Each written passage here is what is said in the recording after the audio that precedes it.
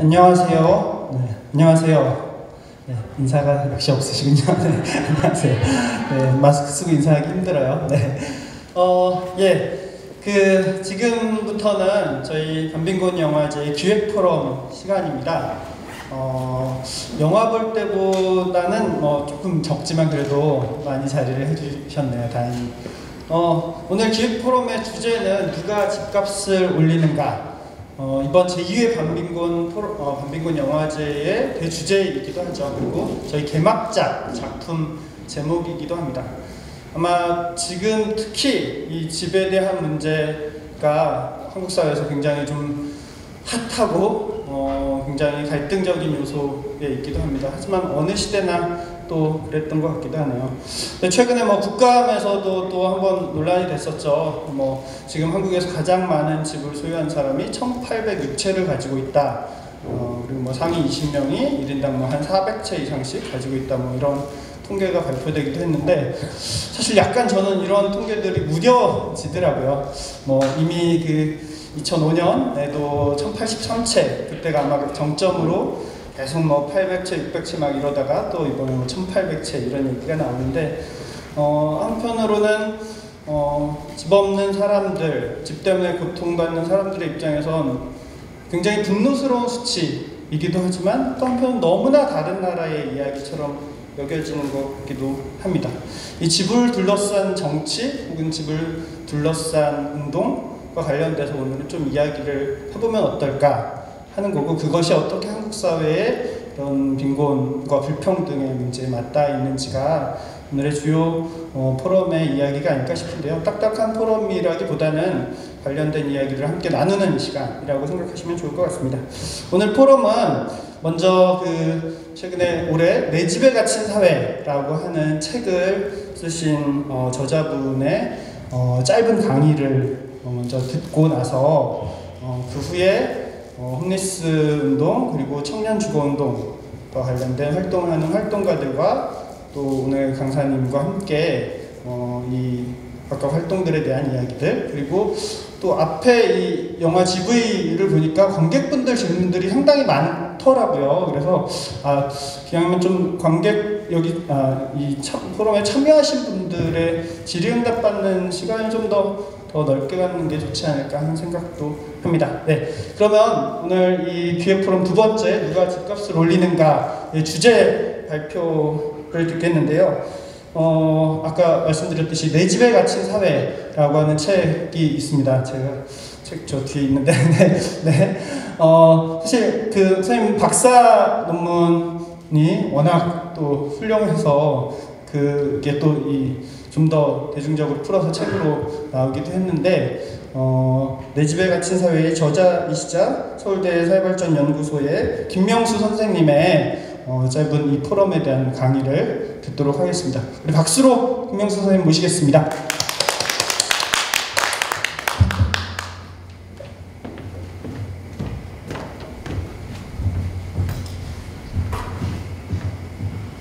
네, 여러분 반갑습니다. 인사드리겠습니다.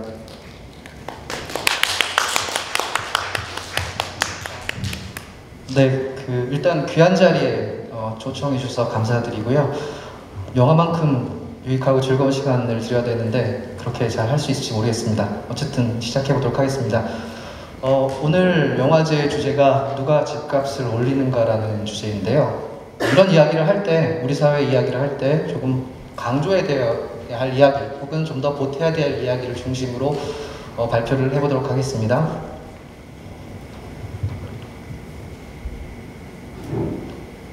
네, 개막작이었죠. 푸시였고요. 조금 전에 여러분께서 보셨던 파크데일, 어떻게 보면 서구 사회를 무대로 찍었던 이 두 영상들 혹은 많은 영상들의 공통된 주제는 금융과 전통적인 부동산 산업, 사실 경계가 나눠져 있던 산업들이 합쳐지면서 삶을 어떻게 질곡에 빠뜨리는가라는 주제들입니다. 어떻게 보면 그런 현실들, 신자유주의 혹은 금융화된 세상 속에서 만들어지는 쫓겨난 사람들의 이야기들 혹은 삶을 위태롭게 된 처지로 몰고 간 그런 당함을 당하는 사람들의 이야기들의 중심인데요. 우리 사회에 과연 이런 문제를 가지고 우리 사회 문제들을 온전히 다 설명할 수 있을까라는 질문들을 해볼 수 있습니다. 물론 이러한 경향들이 우리 사회에도 상당히 진전되고 있는 것들은 또한 분명한 사실인데, 동시에 우리의 주거 문제를 말할 때 특별히 또 강조해야 될 이야기들이 분명히 있는 것 같습니다. 예를 들어본다면요, 올 초에 JTBC 뉴스룸에 방영된 그 보도 중에 하나인데, 한국 사회에서 사람들이 만나면 하는 이야기들, 집과 부동산에 둘러싸고 하는 이야기들이 이런 경우의 수가 나타난다고 이야기를 했습니다. 여러분들은 어디 계신가요? 여러분들은 사람들을 만났을 때 어떤 이야기들을 나눌까요? 공통적인 결과는 무엇이냐면, 이처럼 다양한 경우의 수가 존재하지만 누구도 합의할 수 없다.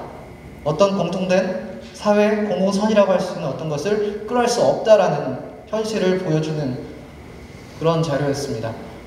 어떻게 보면 한국 사회 주거 문제들은 그동안 지난 한 10여 년 이상 된 시간대 동안 주로 다주택 소유자들이 펼치는 이기적인 시장 행동을 둘러싼 어떤 문제 제기가 중심이었습니다. 계층 상승이나 자신의 사회적 위치나 지위를 확인하는 수단으로 내 집을 이용하는 사람들, 그들이 벌이는 주택 거래를 통한 자산 증식과 그로 인해 펼쳐지는 극단적인 자기 이기적인 어떤 행동들에 대한 비판들이 주된 이야기들이었죠.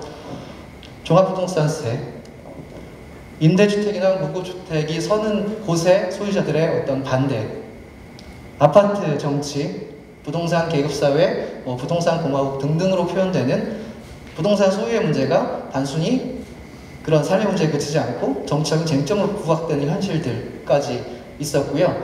최근에는 현 정부의 부동산 정책들을 둘러싸고 또 다른 식의 반론들이, 비판들이 제기되고 있습니다. 내 집 마련 꿈꾸는 청년들의 주거 사다리를 끊는 정책들이다. 또 그런 가운데 막차를 타고자 모든 영혼까지 끌어모아서 빚을 내어서 집을 사는 사람들의 그런 패닉바잉 행동이라는 어떤 수식까지도, 표현까지도 요즘 논의되고 있죠. 어떻게 보면 우리 사회 주거 문제를 특징짓는 가장 중요한 어떤 매개체 중에 하나는 무엇이냐면, 앞에서 영상에서 보여드렸던 금융자본이라든지 사모펀드, 투기적인 부동산 기업, 임대기업 등등도 존재하지만, 또 다른 중요한 문제 중에 하나는 내 집 마련과 내 집을 둘러싼, 내 집에 기댄 삶을 둘러싼 어떤 극단적인 사회 경쟁과 갈등, 그로 인한 사회 균열이라고도 말할 수 있습니다. 과연 이런 현상들이 어디서부터 유리하고 문제 출구는 과연 어딜까? 이런 질문들을 할 수밖에 없는 상황인데요. 과연 그것이 신자유주의적인 전환에서 온전히 비롯된 것일까? 금융자본주의 문제에 그친 것일까? 아니면 금융자본주의가 원래부터 존재하던 문제와 결합해서 또 다른 어떤 현실들을 만들어낸 것일까라는 질문을 해볼 수 있을 것 같습니다. 사실 그런 맥락에서 지난 50여 년간 우리 사회의 가장 중요한 주택시장의 지표들을 좀 가져와 봤는데요. 빨간색은 자가 점유율입니다. 내 집에 있고 내 집에 사는 사람들의 비중이죠. 산업화 이전 시기에 오히려 높았다가요, 1990년에 가장 낮은 수치까지 내려갔다가 그 이후에는 50% 중반대에서 등락을 반복하고 있습니다.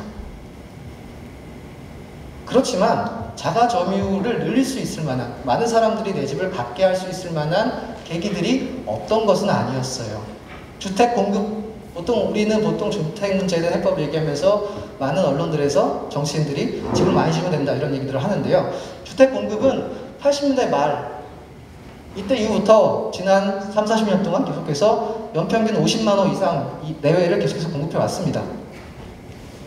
사람들이 빚을 내서 집을 살 수 있는 기반도 90년대 말부터는 생겼어요. 주택담보대출이 크게 늘었죠.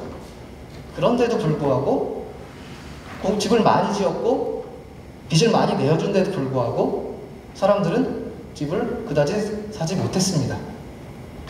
주택 소유의 확대를 가져올 만한 어떤, 이거 좀 넘겨주실래요? 네, 계기.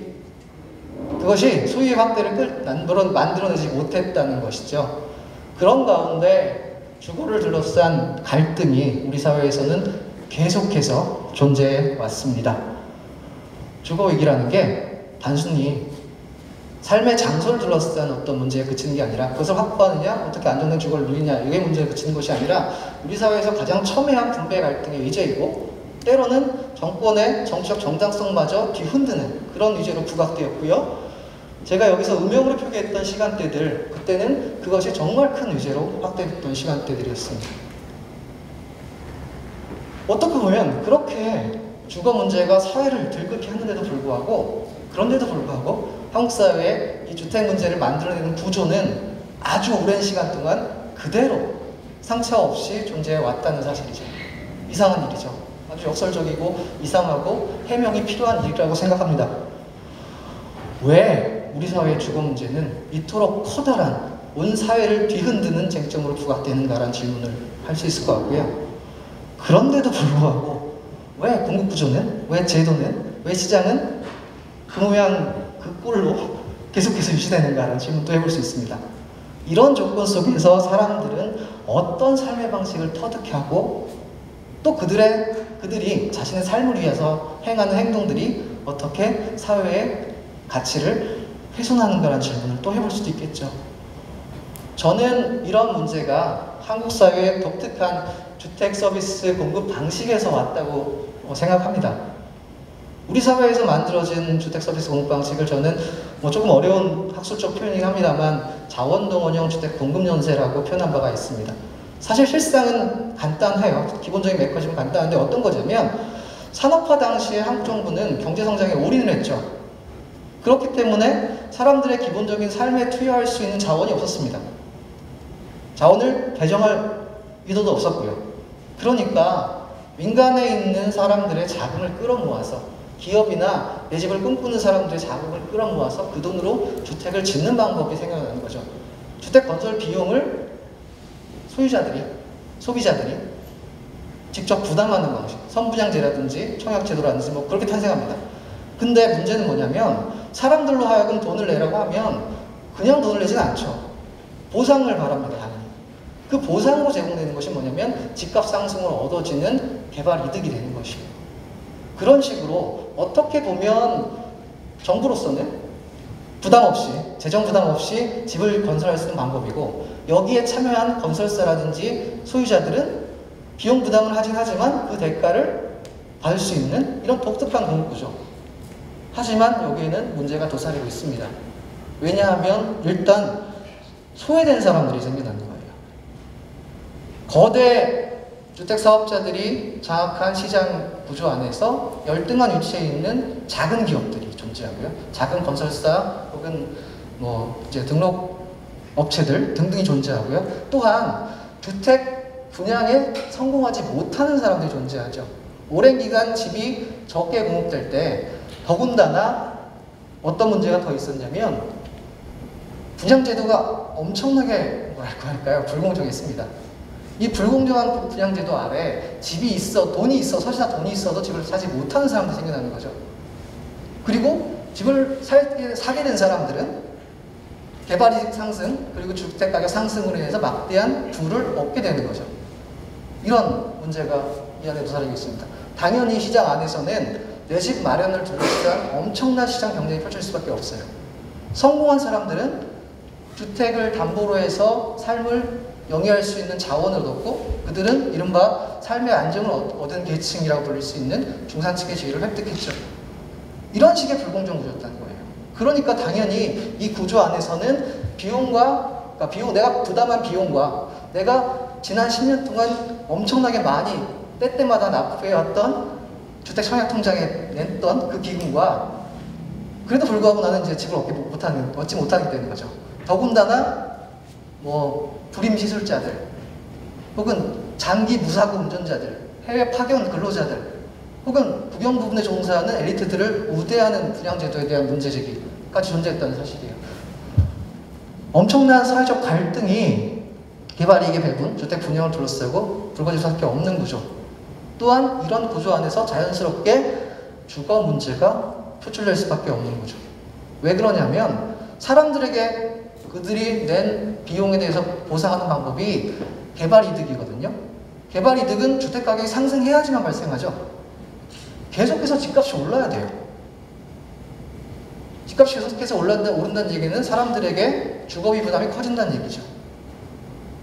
그런 식으로 주택가격이 계속해서 상승해야 되고 비용 부담과 보상을 둘러싼 사회적 갈등이 끊임없이 일어나고, 그런 갈등들은 때때로 주기적으로 정치적 정당성을 위기에 빠뜨리게 되는 것이죠.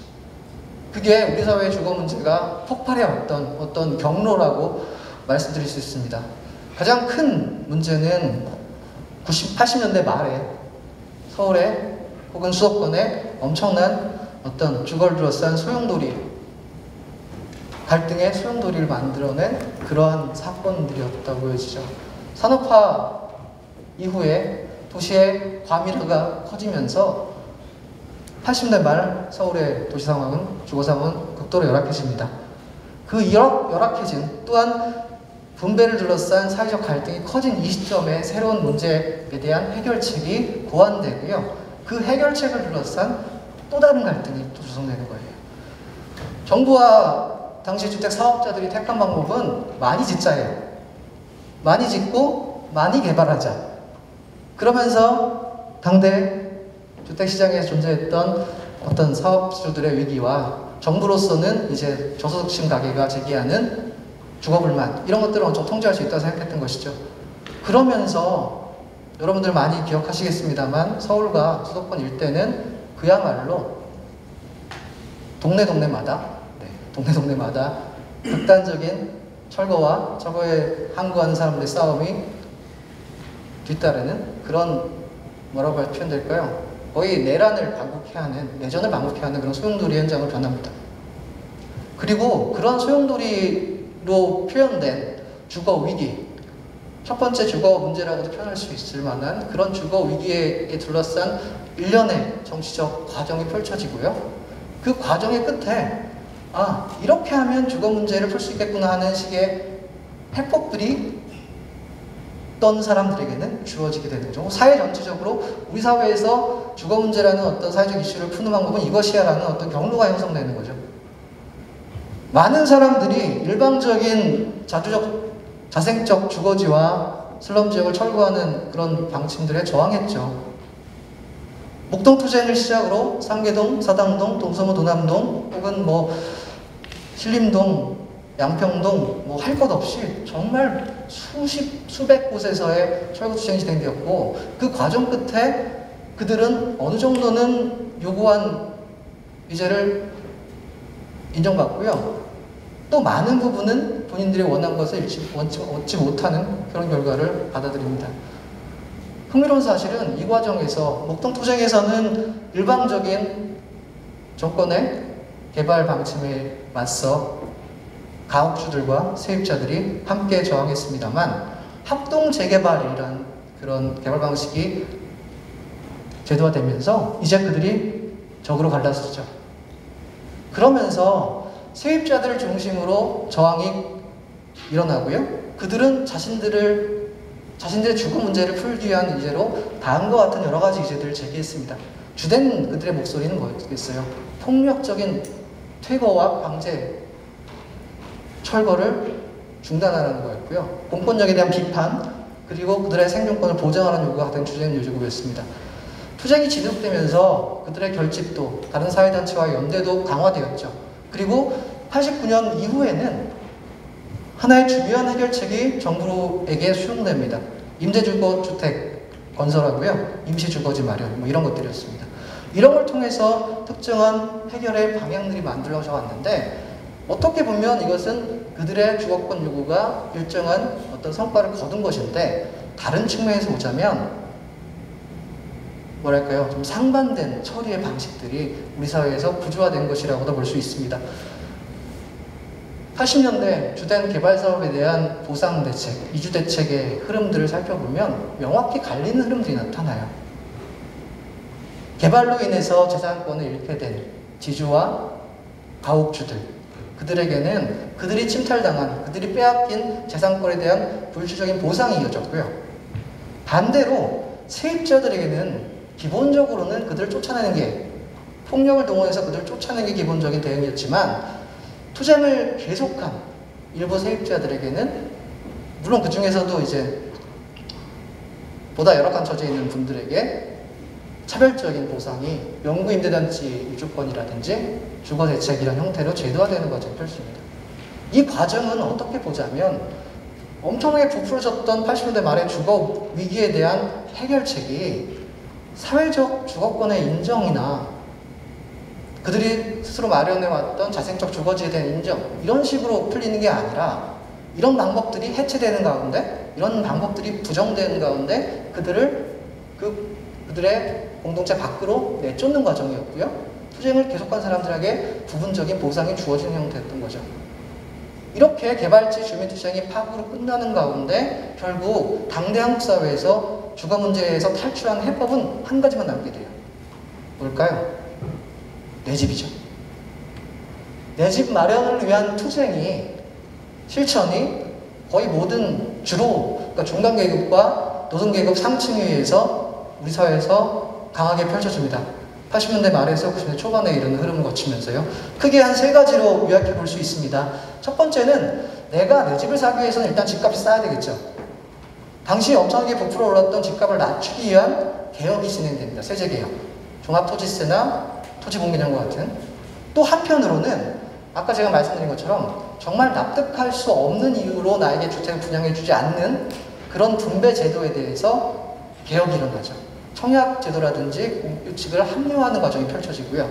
또 한편으로 이것은 상당히 좀 중요하게 고려해야 될 부분인데, 집단적 행위자들, 대표적으로 당시 우리 사회에서 떠오르고 있었던 집단적 행위자였던 노동계급의 주거운동이라는 게 내 집 마련을 통해서 그들 개개인이 중산층이 되는 방식으로 전환되기 시작합니다. 집단적인 역량을 모아서 어떤 사회주택과 같은 공동주택을 만드는 게 아니라 임금 인상이나 아니면 사원주택, 노동자주택 이런 형태로 기업복지로 제공된 주택을 획득함으로써 노동자 개개인이 중산층이 되는 이런 과정들이 펼쳐졌다는 사실이죠. 어떻게 보면 80년대 말에 우리 사회를 들끓게 했던 주거 위기의 출구가 내 집 마련을 통한, 소유를 통한 타협이라는 형태로 정리됐다고 말씀드릴 수 있어요. 마침 그때 시작된 주택 200만 원 건설 계획과 함께 물론 소유자 숫자가 늘었습니다. 근데 문제는 뭐냐면 소유자 숫자가 늘었지만 소유자들이 사는 방식은 그 이전과 그때 변화가 없다는 사실이에요. 소유자들은 똑같이 자산가격 상승에 기대서 자신의 삶을 도모하고, 또 그들이 얻는 소득이라는 것도 사실 따지고 보면 다른 세입자나 혹은 미래에 내 집을 살 사람들한테 그 사람들부터 받는 소득이지 않습니까? 그런 식으로 사회적 분배 관계가 소유자들에게 유리하게 역전되는 변화가 일어나는 거죠. 소유자들이 늘어나긴 했지만 그들이 살아가는 방식들은 그대로 이어지기 때문에 오히려 사회의 불화와 갈등은 커지는 상황.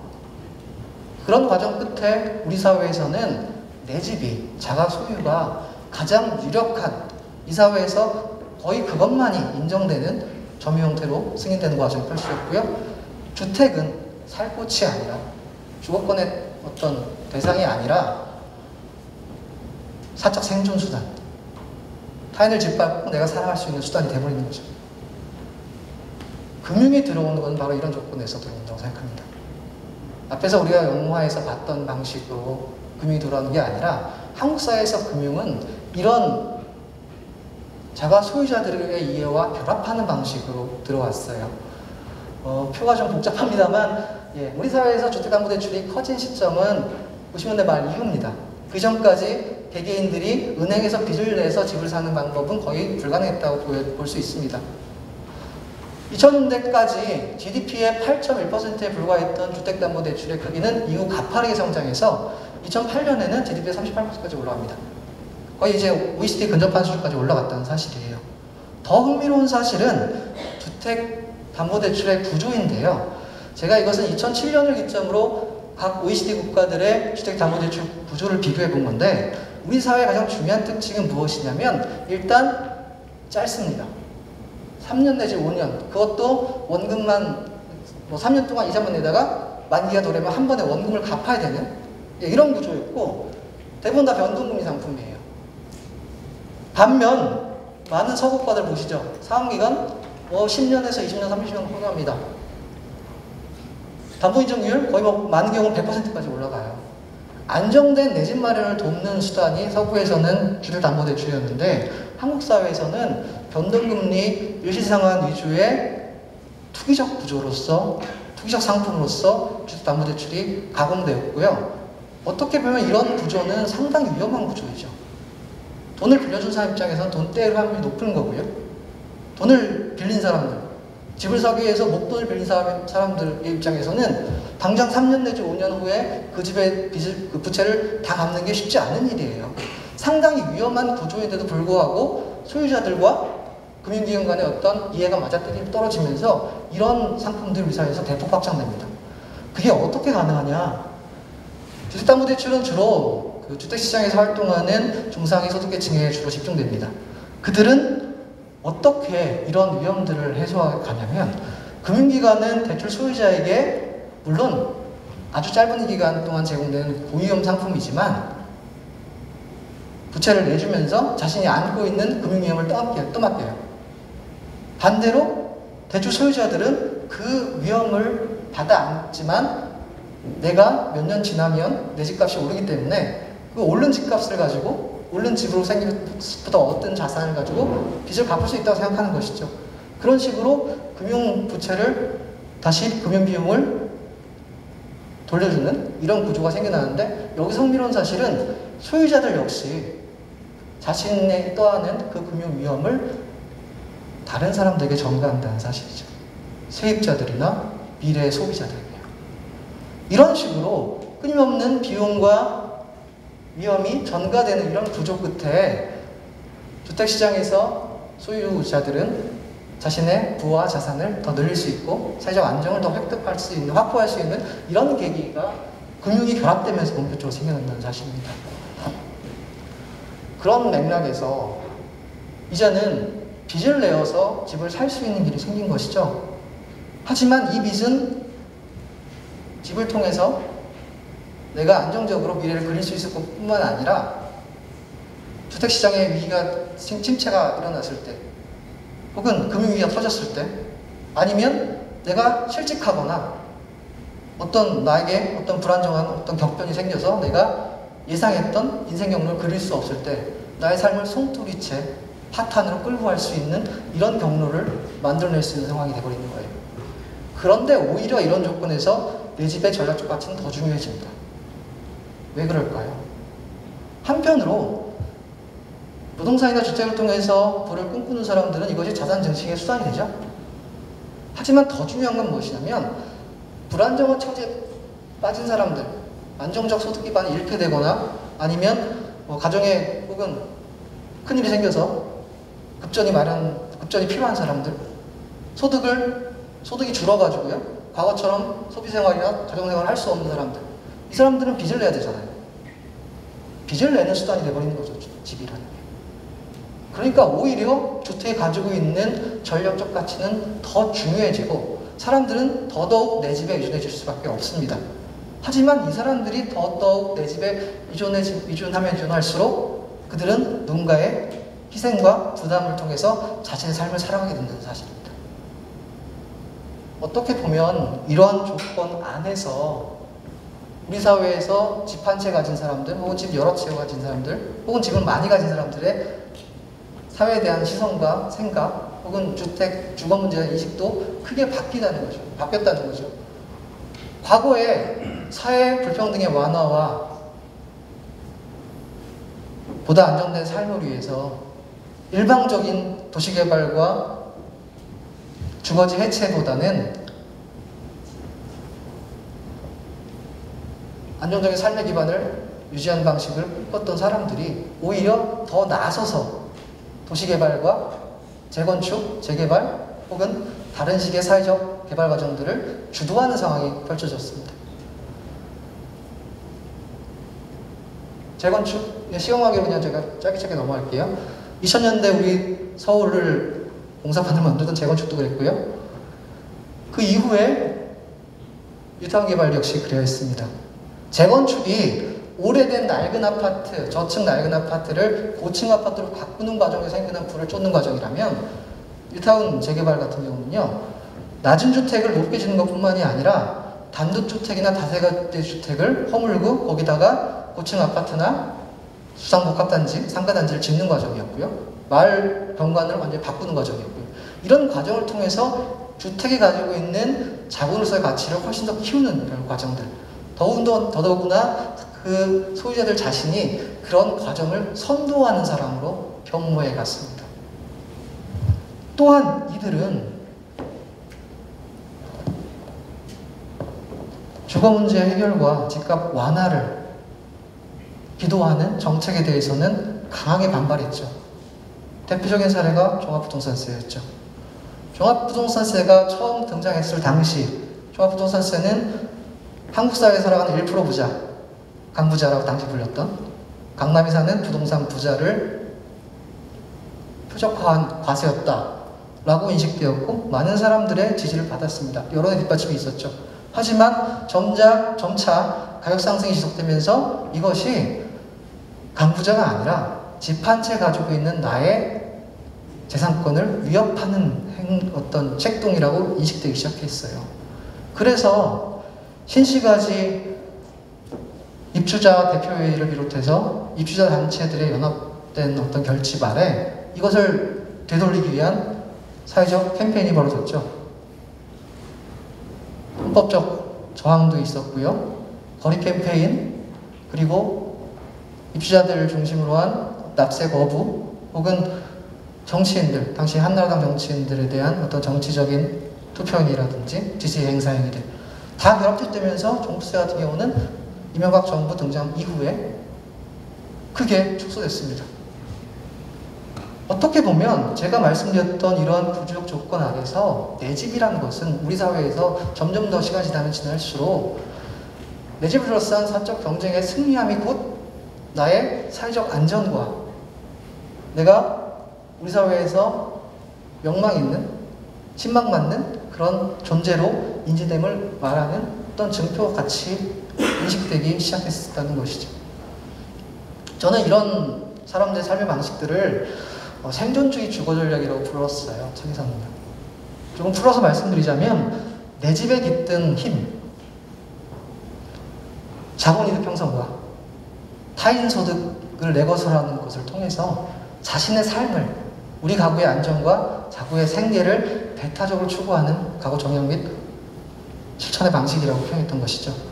불행히도 우리 지난 50년의 역사적 시간 동안 이런 생존주의 주거 전략의 힘은, 그런 전략의 사회적 위세는 점점 더 강화되어 왔다고 생각됩니다.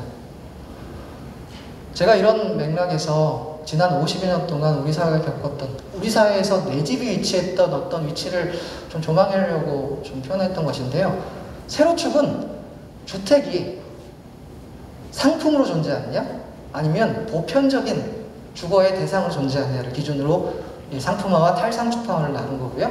가로축은 주거 장소로서 집에 대한 접근권을 누구나 누리고 있느냐, 아니면 제한된 사람들을 가지느냐를 기준으로 이렇게 나눴습니다. 우리 사회에서 집은 언제나 여기 있었어요. 상품화 정도가 아주 높고 집이 아주 배타적인 그런 재화로 존재했던 상황. 우리 사회가 다른 방향을 변화할 가능성이 있었느냐? 있었겠죠. 예를 들어 집이 상품으로 제공되지만 많은 사람들이 내 집이 있는 사회가 있을 수 있습니다. 그렇죠? 미국 사회가 뭐 지금은 아닙니다만 과거 전성기 미국 사회가 그런 사회였겠죠. 집이 상품이 아닌 모두가 누릴 수 있는 대상으로서, 그리고 집단적인 노동조합이라든지 계급정당을 통해서 그런 걸 뒷받침한 사회도 있었습니다.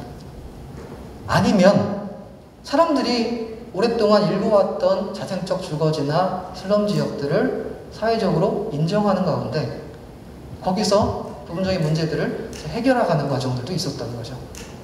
제가 자조주의라 부른 브라질 같은 사례가 그런 겁니다만, 우리 사회는 지난 50년 동안 계속 이렇게 맴도는, 오히려 주택이 가지고 있는 상품화 정도와 배타성은 더 강화되는 이런 생존주의 주거 전략의 심화 과정이 일어났다고 생각합니다.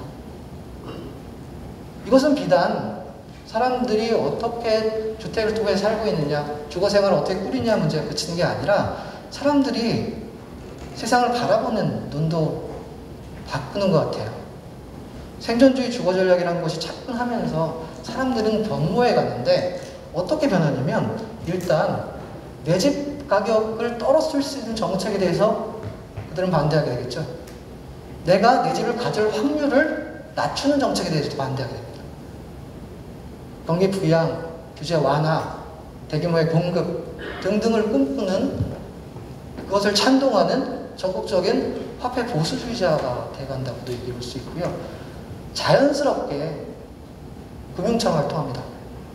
자본시장에서의 금융상품을 기획하는 투자자나 자본가처럼 개인들 역시 주택시장에서 자신이 가지고 있는 내 집을 하나의 상품으로서 활용하면서 부와 생계를 이루어가게 되죠. 또한 그런 과정 끝에 그들은 사회의 변화를 바라지 않게 될 확률이 높습니다.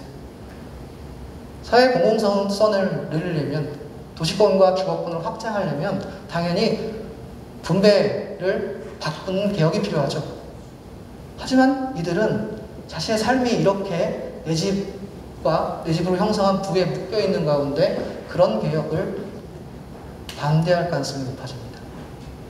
이런 변화 과정이 지난 시간 동안 우리 사회에서는 벌어진 것 같아요. 그래서 제가 서두에서, 모두에서 여러분들께 서구의 사례를 보여드리면서 말씀드린 내용들이 있습니다만, 예를 들어 투기 세력이라든지요, 사모펀드라든지, 아니면 영리형 부동산 기업들이 주도하는 젠트리피케이션이라든지, 아니면 도시개발로 인해서 사람들의 삶이 어려워지는 상황들, 우리 사회에도 존재하죠. 하지만 우리 사회에서 그것 못지않게 또 강하게 존재하는 건 무엇이냐면, 평범한 사람들이, 평범한 집 한 채 있는 사람들이, 혹은 내 집을 꿈꾸는 사람들이 스스로 타인의 주거를 불안정하게 만드는 그런 행동들을 하기도 합니다. 우리 사회의 주거 문제를 더 복잡하게 만들기도 하고요.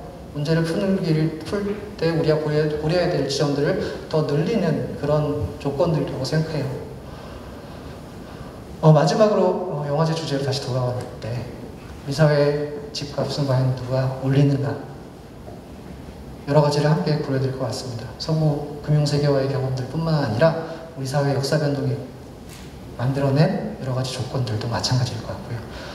경청해 주셔서 감사합니다. 여기까지 마치겠습니다.